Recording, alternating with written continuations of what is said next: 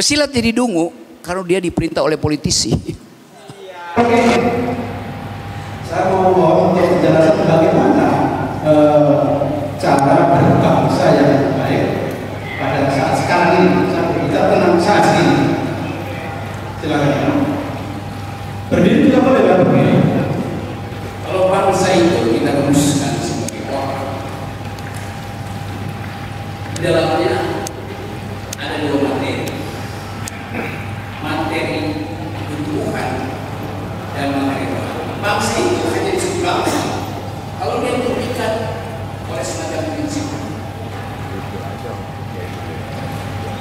Dan prinsip itulah yang menentukan bangsa. Ada bangsa tapi tidak ada prinsip, maka dia sebenarnya bukan orang. Jadi ada semen yang mengikat bangsa itu apa? Harapan. Bangsanya bangsa kalau dia tumbuh di dalam harapan dari hari ke hari, bangsa menghasilkan harapan. Kemampuan kita untuk mencapai harapan hari-hari ini dibatalkan oleh peristiwa-peristiwa politik yang datang. Jadi kita dibuat hiruk pikuk tapi tidak bertumbuh. Bangsa ini kalau kita sebut sekarang membesar tapi tidak bertumbuh tuh. Kan beda kan? Membesar tetapi tidak bertumbuh tuh.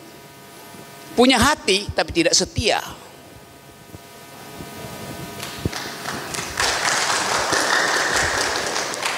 Ya karena itu kita perlu setia hati. Jadi kemampuan kita untuk menilai kembali bangsa ini tidak mungkin lagi diandalkan pada kemampuan para politisi untuk memikirkan masa depan.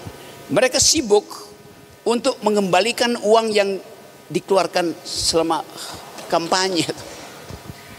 Nah kita sebagai sesama anak bangsa yang memilih untuk menumbuhkan hati melalui silat, melalui olahraga, jauh berbeda dengan silat, olahraga di panggung politik. Yang kompetisinya adalah Anda mati atau saya mati itu. Di dalam olahraga silat yang ada adalah Anda hidup dan hidupkan saya. Kan itu yang kita sebut kesetiaan pada hati itu.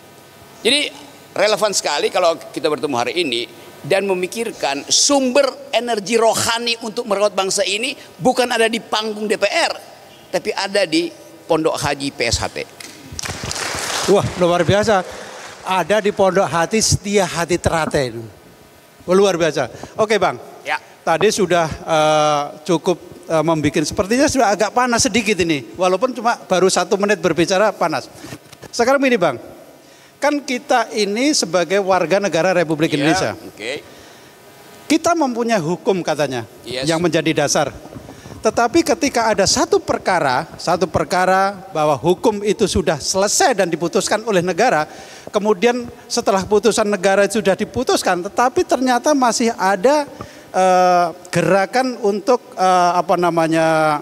main belakang supaya putusan negara itu dilaksanakan. Apa pendapat Bang Rocky Gerung seperti yang main ini? belakang itu pejabatnya dungu.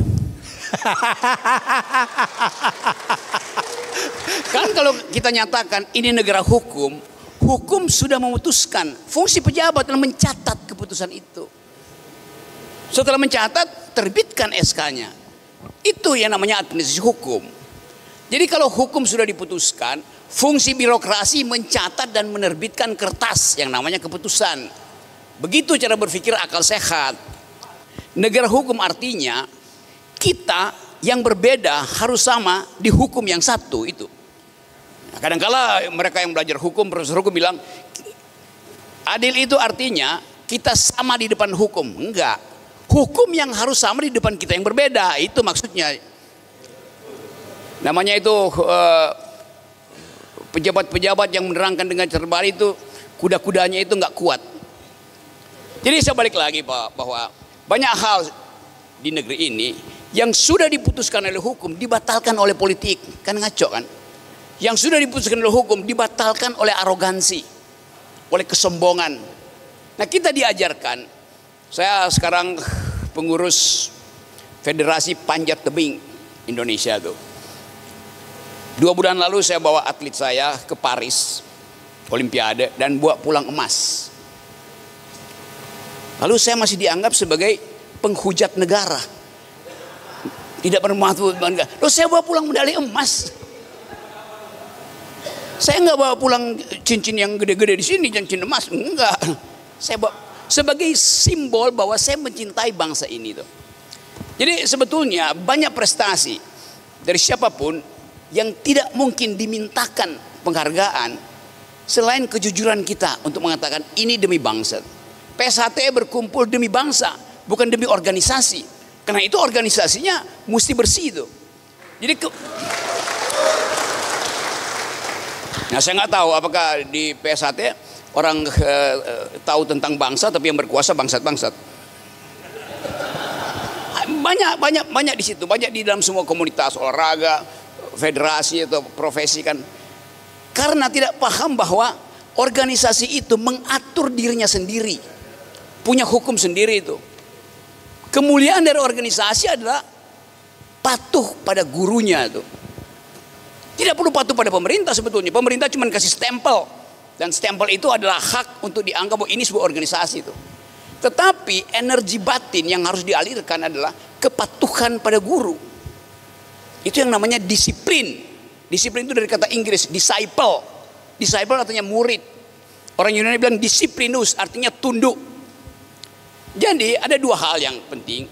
Semangat untuk memuliakan perguruan datang dari nurani yang bersih. Itu dulu dasarnya tuh. Setelah itu tentu harus didaftarkan. Dan mendaftarkan itu atas dasar hasil keputusan internal. Itu maksudnya tuh. Kalau misalnya ada dewan guru besar di sini, dewan penghulu adat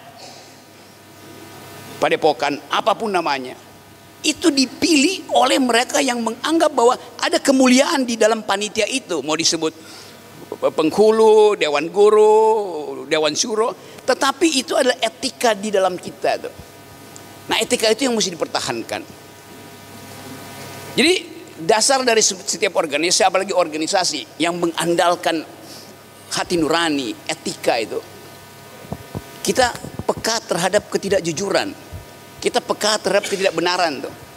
Setiap perwira, setiap pemegang samurai, setia pada janji samurai itu untuk tidak menggunakan samurai, bahkan untuk melukai lawan. Kalau bisa oke, sebelum pedang dihunus, lawannya udah mengatakan oke, dia tidak akan hunus pedangnya, karena dia menimbulkan aura persahabatan.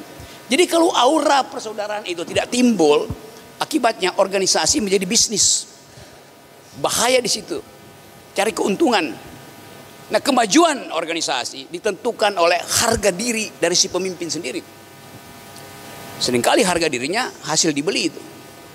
Jadi harga jualnya berapa, bukan harga diri lagi kan. Termasuk arogansi untuk mengambil alih kekuasaan orang lain dengan cara yang tidak jujur tuh. Termasuk kasakusuk untuk memujuk mereka agar supaya berseteru, supaya organisasi pecah. Kan itu bukan dasar dari iman seorang petarung. Waduh. Saya di atas di hadapan Bang Rocky saya terpancing nih, tentang mengambil alih kekuasaan itu. Wah, terpancing saya nih. Nah, mulai kita ini, ya, mulai, ya. Bang Rocky, sesuatu organisasi yang sudah tertata dengan baik, kemudian sudah sesuai dengan ADART, kemudian sudah diputuskan dalam mubes bersama, yang sudah diputuskan dan sudah tertata tangan, dipastikan bahwa yang seperti itu pasti ada orang yang setuju dan tidak setuju. Itu hal sudah biasa. Tetapi kalau tidak setuju, kemudian pengambil alihan yang tidak sesuai dengan ADART itu pasti melanggar undang-undang, melanggar hukum yang sudah kita tetapkan. Bang Rocky, apa pendapat Bang Rocky dan caranya bagaimana kalau ada organisasi yang sudah resmi secara keputusan mulai mubes kemudian dikudeta, itu bagaimana cara untuk mengembalikan dengan baik? Itu sama dengan keluarga. Ada seorang bapak memimpin keluarga, tapi kemudian dia anggap bahwa keluarga itu tidak mencintai dia. Lalu dia keluar, dia bikin keluarga sendiri. problemnya kenapa dia tidak cintai keluarganya, itu masalahnya. Jadi dia mesti mawas diri, evaluasi dirinya. Kenapa dia tidak dicintai oleh anak-anaknya sehingga tidak disebut sebagai bapak itu. Jadi kemampuan kita untuk mendeteksi pemimpin yang berupaya secara kasar memberantakkan keluarganya, lalu mendaftarkan diri sebagai bapak, kan itu namanya bukan pengecut, tapi tidak mampu untuk menghasilkan rasa hormat pada dirinya sendiri itu. Itu dasarnya kan. Jadi sebelum hukum bekerja, hukum nurani harusnya bekerja dulu. Daripada jadi soal publik, jadi kasak kusuk tetangga, kasak kusuk RT, kasak kusuk kecamatan, kasak kusuk bupati, sampai kasak kusuk nasional. Artinya si pemimpin itu dia tidak punya kemampuan untuk mengontrol dirinya tuh. Padahal olahraga ini olahraga untuk kemampuan untuk mengontrol bagian kejam dari manusia. Kan kita semua dilatih oleh alam untuk jadi bengis, jadi buas, untuk bertahan hidup. Tetapi peradaban kemudian mengajarkan kita kalau kita tetap bengis maka kita akan saling menghabisi itu. Bahasa Latinnya homo homini lupus. Setiap kita jadi serigala buat sama kita. Jadi untuk mencegah itu dibuatkan organisasi. Organisasi itu semacam payung moral. Nah kita harus menyepakati payung moral itu supaya ada peradaban di dalam organisasi. Jadi rampok merampok itu artinya watak seseorang yang belum matang sebagai makhluk. Wah, watak seseorang yang belum mampu menjadi makhluk. Ini luar biasa, di dasar ini. Sekarang saya bertanya nih, apakah kita semua sudah mampu menjadi makhluk sekarang nih? Oh, mampu. Jangan mampu. Oke, Bang Rocky, kita lanjut lagi. Bang Rocky, ada sesuatu hal sebenarnya di dalam organisasi kita di PSHT Persatuan Trata ini. Di situ ada ADRT, di situ sudah tercantum yang namanya berdasarkan Undang-Undang Dasar 1945 dan Pancasila. Ini di dalam ADRT kita. Nah, bagi orang siapapun juga sudah barang tentu pasti pakai dasar itu. Pakai dasar itu. Perkaranya di sini semua orang tahu mengucapkan bahwa dia adalah cinta terhadap Pancasila. Mengucapkan bahwa saya adalah berdasarkan Undang-Undang Dasar 1945. Tetapi kebanyakan ini implementasi dari itu semua belum paham. Tolong dijelaskan mengenai tentang kecintaan kita terhadap Pancasila dan ketaatan kita terhadap Undang-Undang Dasar 1945. Terima kasih Pak. Anggaran dasar itu adalah pagar internal dari sebuah organisasi, pagar internal, batas-batasnya di situ. Keputusan hukum negara adalah pagar eksternal. Yang berfungsi pertama adalah pagar internalnya. Kalau ada konflik, pindah ke pagar eksternal. Pagar eksternal hanya mengevaluasi kedudukan dari pagar internal itu, bukan masuk ke dalam pagar internal. Ini wilayah hati nurani kita, nggak boleh diintervensi oleh kepentingan orang lain kan. Jadi dari awal kalau kita membentuk organisasi ada kesetiaan, ada janji, ada asas, ada legacy, ada apa namanya itu, macam-macam itu. Ada norma di situ, ada tabiat. Kan itu yang mestinya waktu kita mulai mendirikan organisasi, kita sepakat untuk menerima tabiat itu. Jadi kalau ada kasus misalnya, lalu tiba-tiba muncul sebagai problem hukum, artinya dari awal tabiatnya tidak dipegang itu. Nah kalau udah terjadi begitu, oke, kita minta pihak ketiga untuk menentukan. Nah kalau pihak ketiga paham tentang tabiat, maka pihak ketiga itu akan mengatakan kembalikan semua prosedur pada hukum internalnya, yaitu anggaran dasar, anggaran rumah tangga. Jadi negara cuma memeriksa prosedurnya mengikuti hukum internal atau tidak. Kalau diputuskan mengikuti, ya udah, perselisihan selesai. Keluarkan keputusan bahwa yang sah adalah hukum internal. Kan itu dasarnya. Yang sekarang masih ada juga di Kadin, di mana-mana itu segala macam tuh. Jadi hukum internal itu dasarnya adalah moral dari organisasi itu tuh. Doa pribadi dari organisasi itu tuh. Itu dasar-dasar kita untuk percaya bahwa organisasi hanya hidup kalau hukum internalnya justru hidup. Kalau setiap kali ada problem lapor itu artinya hukum internalnya nggak bekerja tuh. Jadi dalam keadaan krisis, hukum internal tidak mungkin diinterpretasikan, maka minta tolong pada hukum eksternal, itu hukum negara. Hukum negara akan melihat hukum internalnya benar apa enggak. Maka hukum negara akan katakan hukum internal benar, maka jalan terus. Kan itu dasarnya kan. Gampang logikanya hukumnya. Oke. Terus begini. Kebanyakan di Indonesia, malu Bang, di Indonesia tentang penegakan hukum sekarang di Indonesia. Di Indonesia ini sudah ada putusan hukum. Putusan hukum sudah ditetapkan umpamanya. Tetapi kebanyakan kepada mereka dia bermain politik sehingga dia ada birokrasi penekanan terhadap penguasa itu supaya keputusan hukum yang sudah ditetapkan itu tetap ngambang. Ini terjadi di Indonesia. Jadi ketika ada dia bermain dengan secara politik kemudian menekan kepada aparat penegak hukum atau hukum yang sudah menetapkan itu sehingga ketetapannya tidak berjalan. Bagaimana cara mengatasi orang yang bisa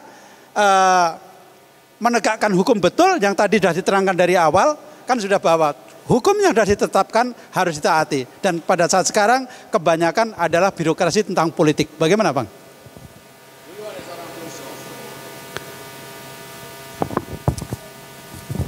Ditanya hal yang sama. Kalau kepastian hukum sudah ada, kalau gerak nurani udah terjadi, kalau tingkat tertinggi untuk pencarian keadilan udah dijalani, dan ternyata kejujuran dan kebenaran dan tidak dipenuhi, mau ngapain? Kata filsuf itu, gamparin aja orangnya. Yes. Kan seluruh hal kan kayak kita mau mencapai surga, ada tarikatnya itu. Sini nyampe, sini nyampe. Kita lolos di ujung. Terus malaikat bilang, enggak, kamu gak boleh masuk surga. Tendang aja malaikat. Artinya malaikat berbohong. Dia kasih kita ujian, kita lulus ujian. Terus dia bilang, kamu gak lulus. Itu artinya malaikat yang disogok oleh iblis. Kan itu dasar pikirannya kan. Hukum itu adalah prosedur hati nurani pertama-tama. Karena itu hakim, dia mesti pakai hati nuraninya dulu, baru dia cari undang-undang untuk membenarkan keputusannya. Karena itu disebut hakim punya hak untuk bahkan ketika kasus itu tidak ada dalam undang-undang, dia mesti putuskan dengan hati nuraninya. Jadi sekali lagi, Indonesia ini, negeri ini kekurangan kemampuan untuk mengevaluasi dirinya. Saya mengajar di Mahkamah Agung. Kelas saya lebih dari ini, 1.500 hakim itu. Problemnya sama diajukan. Pak Rocky bagaimana memutuskan? Kalau udah terjadi tapi nggak mungkin juga ada keputusan. Etika hukum kita jelek sekali. Bayangkan misalnya di luar negeri. 2 bulan lalu saya ada di Prancis, di Paris itu. Saya berdiri di depan PT UN Prancis, Pengadilan Tata Usaha Negeri Prancis. Ketemu dengan seorang warga. Saya tanya, fungsinya apa pengadilan ini? Kata orang Prancis itu, begini Bapak. Kalau ada pejabat dapat undangan untuk menghadap PT UN, baru undangan loh, belum pemeriksaan sidang. Pejabat itu 1 menit setelah dia dapat undangan dari Pengadilan Tata Usaha Negara Prancis, dia langsung mengundurkan diri. Sidangnya belum dimulai karena dia tahu saya dipanggil artinya pasti saya ada salah. Mending mundur aja tuh. Itu etikanya. Di kita di sini udah berkali-kali dipanggil, diputuskan salah, tetap masih menyogok, tetap nggak mau terima keputusannya. Jadi ini soal moral, kematangan mental, kematangan peradaban kita tuh. Itu juga menyangkut tadi pejabat-pejabat negara yang diperintahkan untuk menerbitkan keputusan nggak mau terbitin. Sebetulnya tanpa diminta pun dia terbitin aja kan. Walaupun ada hukumnya 30 hari Anda nggak terbitkan, berarti keputusan Anda tidak kami dengar. Tetapi sekali lagi kita ingin supaya negeri ini dituntun oleh etika, oleh peradaban, bahwa yang diputuskan oleh hakim itu di dalam kemuliaan hakim harus dijalankan oleh petugas negara tuh. Itu dasarnya. Oke. Kenapa Ini tadi saya tanyakan ya. Kenapa saya tanyakan sama Bang Rocky Gerung, dan jawabannya itu jelas. Seandainya kita ini kan orang yang di lapangan menganggap umpamanya mempunyai suatu kasus, kok kasusnya nggak cepat-cepatnya. Ini karena ada permainan politik di situ. Supaya saudara-saudaraku semua paham bahwa permainan politik di dalam itu ternyata ada. Maka kita bisa berkesimpulan bahwa bukannya tidak bekerja, tetapi memang pekerjaan itu sudah dilaksanakan, tapi karena ada yang bermain politik itulah yang memperlambat suasana, kan begitu? Paham? Oke. Bang Rocky, di sini tuh Indonesia ya Bang ya? Di sini Indonesia ya? Bagian dari Indonesia. Ya. Dan kita sebagai warga negara Republik Indonesia. Ya, oke. Berarti kita sebagai warga negara Republik Indonesia. Ini satu lagi pertanyaan buat Bang Rocky sebelum nanti ada pertanyaan dari saudara-saudaraku semua di sini. Bang Rocky ini kan cara berbicara memang mungkin bisa mengubah kata dalam 1 detik. Nah, dan pasti juga banyak ancaman-ancaman. Pasti. Ancaman dari mana saya nggak tahu, mungkin dari tekanan atau apa. Nah, maksud saya tanyakan di sini, kalau saudara-saudaraku semuanya umpamanya ada tekanan dari apapun, itu udah biasa. Bang Rocky, saya mau bertanya, selama Bang Rocky itu berbicara tentang kritik terhadap apa ya bisa dikatakan putusan negara atau apa, bagaimana cara mengatasi ancaman-ancaman ataupun apa itu? Biar mana Bang? Ya, apa yang disebut ancaman itu? Saya terancam justru kalau nggak bisa naik gunung. Yang bisa mengancam saya adalah salju, suhu yang turun, jurang 3 kilo, itu ngancam saya. Justru dalam ancaman itu saya menjadi teliti. Saya menjadi pekah. Jadi hidup itu adalah tibakan dirimu di batas ancaman. Hidup yang tidak pernah terancam itu bukan hidup yang layak dijalani.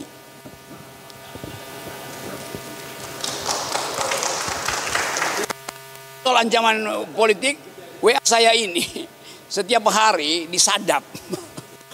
Maki-maki, ajak berkelahi, ajak mau dibunuh segala macam. Ya udahlah.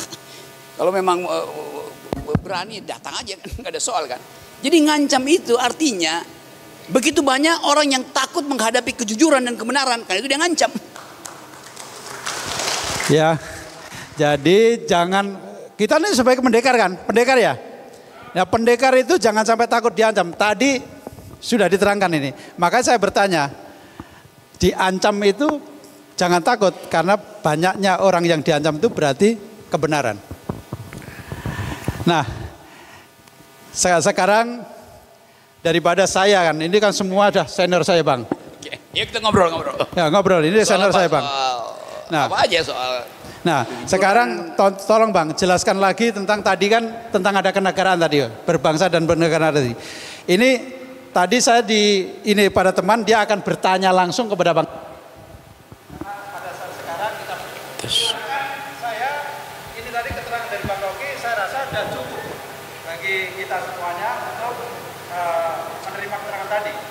Nah, sekarang saya silakan bertanya langsung kepada Bang Rocky tentang pembahasan. Silakan.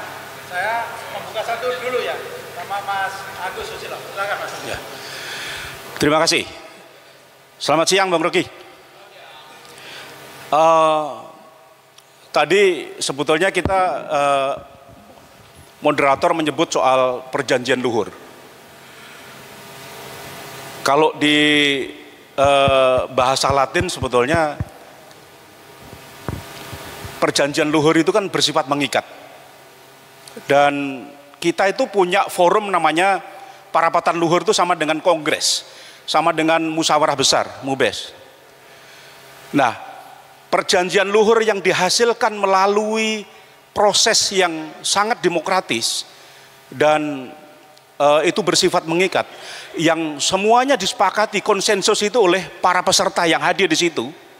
Tapi kemudian perjanjian luhur itu diingkari di tengah jalan saat proses itu. Nah, saya sering menyebut Pacta Sunt Servanda.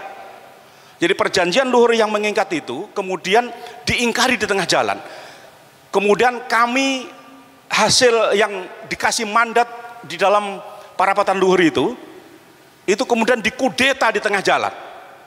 Dan kami dianggap tidak sah oleh segelintir orang yang kemudian ada ancaman, ada intimidasi untuk dipaksa untuk mengingkari perjanjian luhur yang kita anggap sudah menjadi Pacta Sunt Servanda. Mohon dijelaskan karena beberapa waktu yang lalu Bung Rocky debat dengan si Sylvester soal Pacta Sunt Servanda yang dia tidak tahu sama sekali soal Pacta Sunt Servanda. Terima kasih, mohon penjelasannya.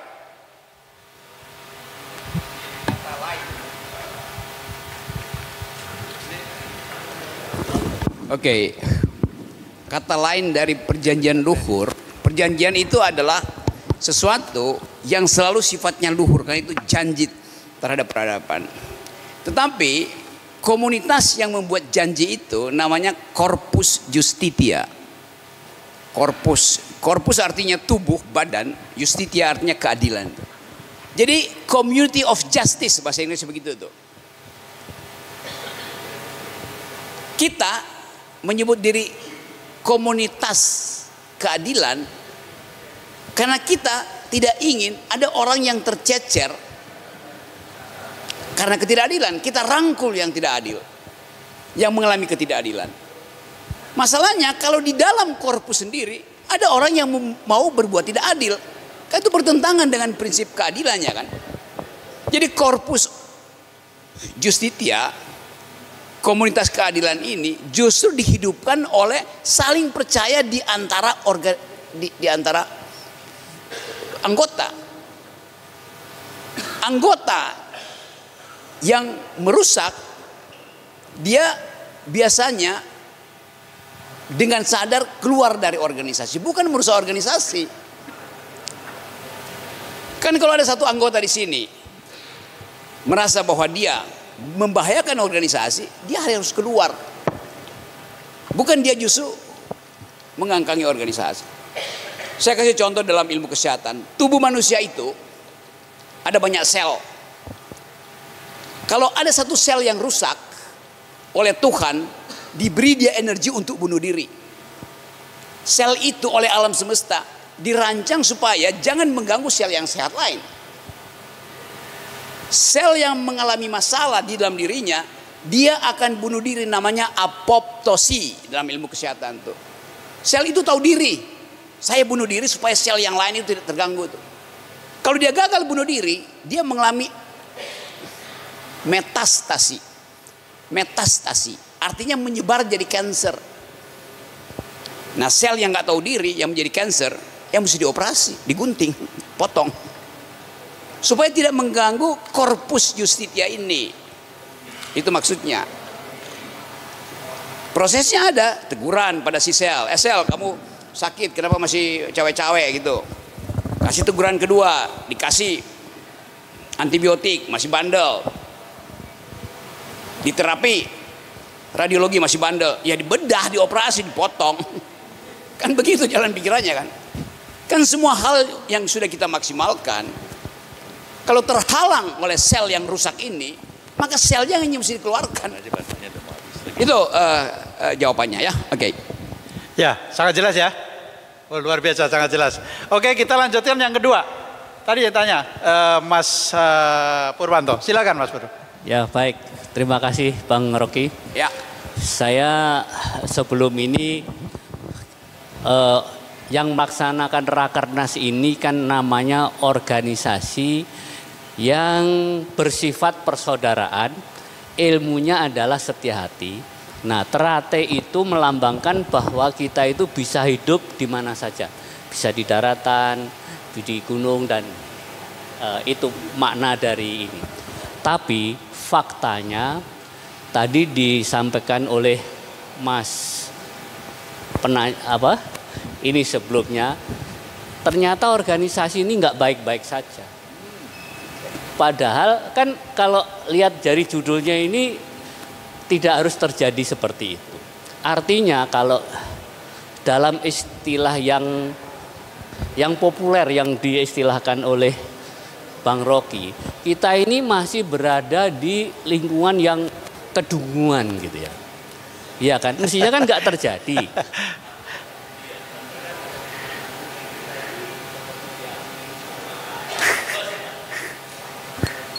Oh tadi ya kita ini masih apa? Masih dungu. Masih termasuk. Tapi Bang Rocky, saya tidak ingin membahas kedunguan yang ini, tapi saya ingin melanjutkan kedunguan yang tadi sebetulnya secara garis besar sudah bahas.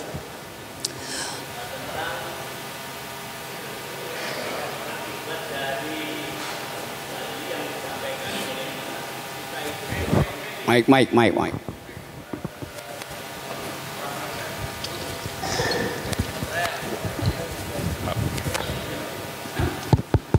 Berkonflik di pengadilan itu sejak tahun 2017 dan pada awal 2024 ini sudah puncaknya. Semua sudah close bahwa kita itu sudah memenangkan di berbagai lini pengadilan. Tinggal eksekusi. Nah, masalah eksekusi ini kita sudah jalani mungkin hampir setahun lah melalui jalur-jalur formal yang tersedia di negara ini. Tapi hingga hari ini eksekusi itu tidak kunjung dilaksanakan, bahkan terkesan salah satu lembaga lah itu cenderung memberi peluang dan melindungi daripada pihak yang nyempal tadi.